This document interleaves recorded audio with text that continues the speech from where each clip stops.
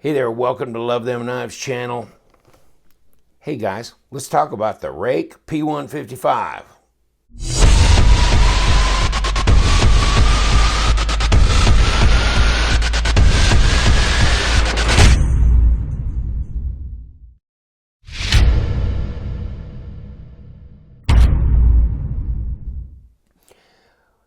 Thanks for joining me. The Ruike P155. Interesting knife, huh? I saw this at the SHOT Show in January of 2018, and it's October of 2018. Welcome to the party. Thank you for finally showing up. It's a, G10. This is the desert sand color. You can get it in black as well. I got the desert sand because I always opt out for the kind of the other color.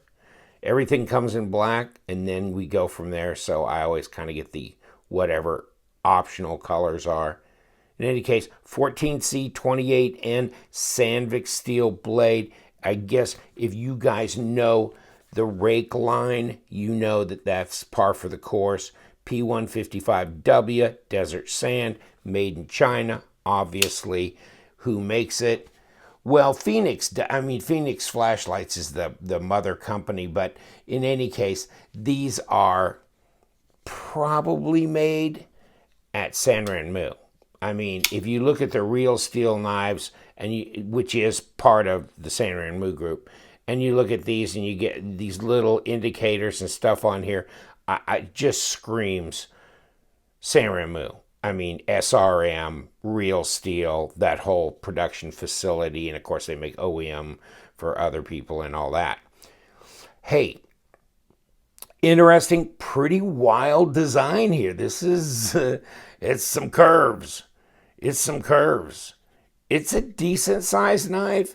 It's got this big front choil, which Ruike does a lot on theirs, and this kind of serves as a nice thumb ramp. You can get right up on that. And speaking of getting right up on that, oh, you know what? That's really good. Whoever did that did it really well. You know, if you look at that. I mean, that edge. I mean, I've sharpened a few knives here and there, but it almost has a mirror look on that edge, doesn't it? And I'm seeing that with, if you look at my SRM videos that I've done, that SRM line of Sanrenmu knives, which are a little bit more upscale-ish, you'll see, like the 1005, the 1006 models and stuff, you'll see that you're getting that kind of almost a polished edge. It's really strange. I mean, no more than these knives cost, right? Like, they're $50 knife, basically, 49 bucks. Get it at White Mountain Knives. Get you another $4.90 off, whatever. Come to think of it, right? So I popped this thing up, and yeah, so $5 off. So 45 bucks, and it's always free shipping on all U.S. orders, so 45 bucks in your hand. What do you think? I mean, these knives are worth 45 bucks all day long. They're really a good user knife. Look at that lockup. Really strong. Almost 50% on this thing. In any case, check this out. Nice. Centered up. No blade play, no lock rock. It's solid structurally. Got a big long back spacer down the back that matches in G10, which, protects the blade from things. I mean, some of the open design stuff, it kind of concerns me every once in a while because, guys will run around with change in their pocket and other type of loose things. And, if it gets through those and nicks that blade on the other side, and it can do that. So with that back spacer, it protects. It's got big, these are pretty thick stainless liners, and they show. They're not embedded in the scales, which really gives it a lot more solid structural feel to it. And these knives are not supposed to be light little pretty gentlemen carry. These are some real users. Kind of like it though. So they're not super lightweight, no. But they're easy to take apart. You know, you got just these two. I can't remember what size hex or something I put in there, but just, you know, if you got a set of little Allen wrench, hex, whatever, you can kick it in there. I can't remember, it was 3/16 or I don't know. In any case, and it's got ambidextrous thumb studs on here. So can you? Oh, damn. Really? Cut that last fail out of the video and just kidding. But yeah, thumb stud, finger flick, you can do whatever, and just the flipper tab, which begs the question, how's the detent, buddy? Well, it's not ultra light, so it's not horrible. Let's see without hurting somebody. Okay. You know, most flippers that I mess with are around, on a scale of 1 to 10, really somewhere anywhere between, really over an 8 is almost impossible on my scale, so it really should be a 1 to 8. This is somewhere around a 4.5, you know, to a 5, which is not unusual for rake or real steel or some of the other folders like that. Yeah. Okay. Yeah. You could argue coming up on a 5 maybe, but it's not a 5.5 or a 6. It's not that stiff. But the thing is, it's not one of these. Let me see if I can fail it.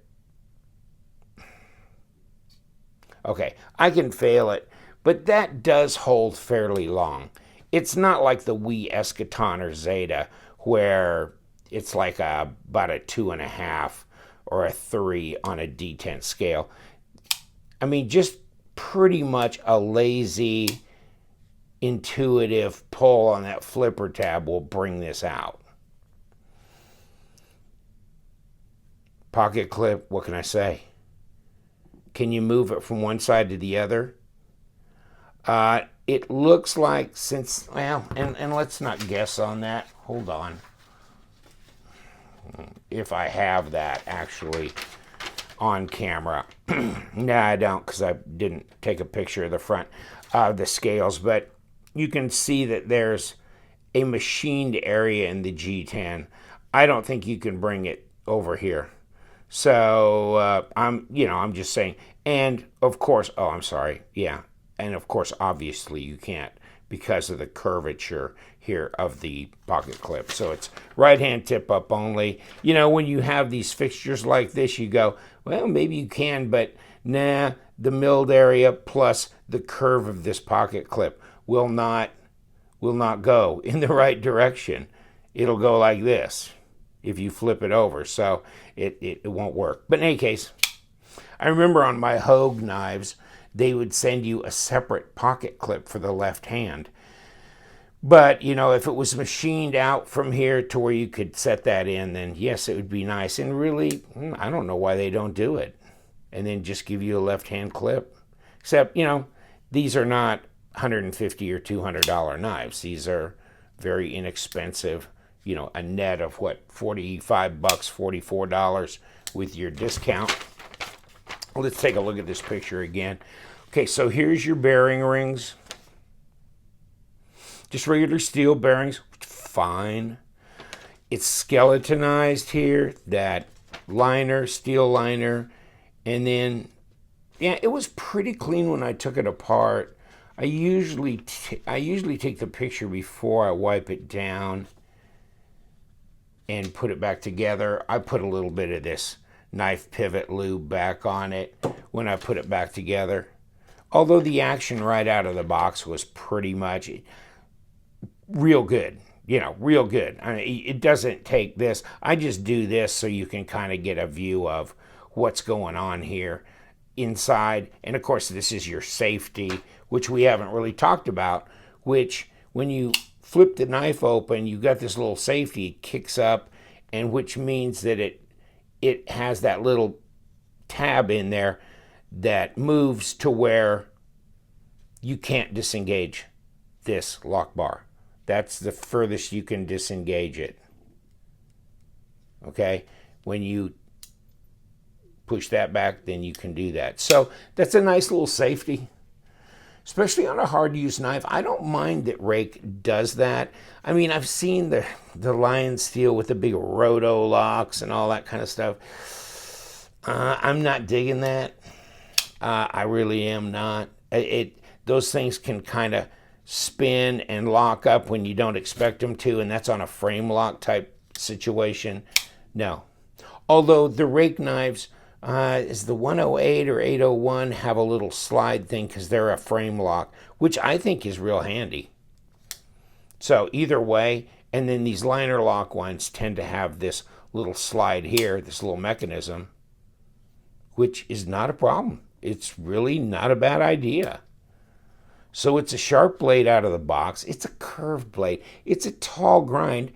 Can you do some piercing? Yeah. It's got a big belly. You can slice, and you know, that's not a bad contact patch considering the fact that it's a flipper knife. See? I mean, it's a flipper. Normally flippers, you've got that flipper tab coming down there, so you're kind of like, you know, but of course it's a curved knife. And I was looking around to see if I can get some volunteer here. Hold on. And see, your flipper tab, here you are kind of on this part of the blade. Pretty much you're not back here. Where this one, yeah, you're not up here. So not bad for a contact patch. You could do some slicing with this. It's not that bad. So, I mean, it's an unusual shape, and it's probably not your most practical design. But, you know, the ergos are good. Your hand is actually pliable, so it can fit into many different shaped handles. And this one is fine, especially with this little thumb ramp thing coming up here. It's good. How big is it? You've probably been asking like dumbass. 12 minutes in, you haven't done that. 3.5 and overall 8.25. So same size as a paramilitary 2. Rex, get out here. Here we go. And this one looks bigger in this aspect ratio. Let's flip them around. That'll kind of change the channel here on you. Now the PM2 almost looks bigger. So you can tell they're the same size. Okay. They're going to be different this way. Well, and let's take a reading on this because it does look like it's fat in the hand, and it is fairly. 0.57 of an inch, not quite 0.6 of an inch, but 14.7 millimeters, you know, as opposed to, you know, this would be closer to, there's the PM2 right there. Okay. So that's quite a difference as far as thickness goes of this deal. But this is a, you know, heavy user.